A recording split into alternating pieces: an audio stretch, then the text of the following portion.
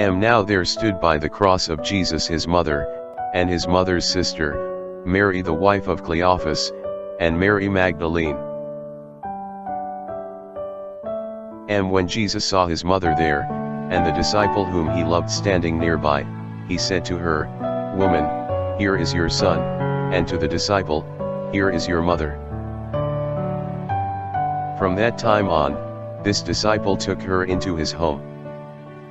After this, Jesus, knowing that all things were now accomplished, so that the scripture might be fulfilled, he said, I am thirsty.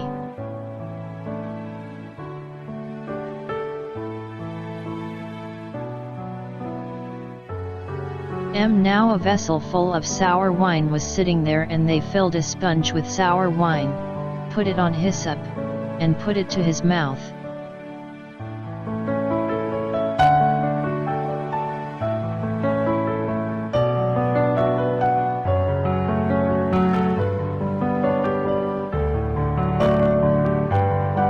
So when Jesus had received the sour wine, he said, It is finished.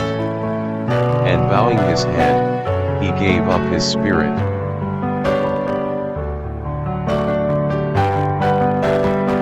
The cross on the Sabbath.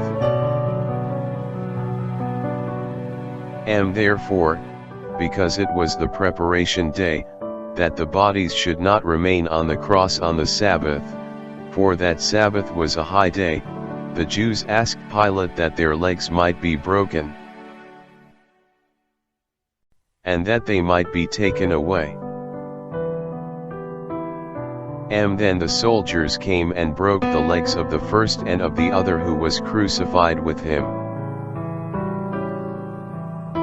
But when they came to Jesus and saw that he was already dead, they did not break his legs. But one of the soldiers pierced his side with a spear, and immediately blood and water came out.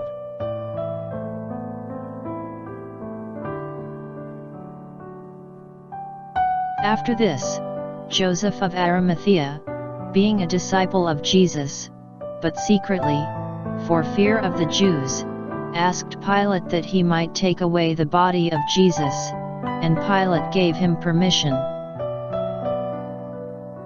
So he came and took the body of Jesus. And Nicodemus, who at first came to Jesus by night, also came, bringing a mixture of myrrh and aloes, about 100 pounds. Then they took the body of Jesus, and bound it in strips of linen with the spices, as the custom of the Jews is to bury.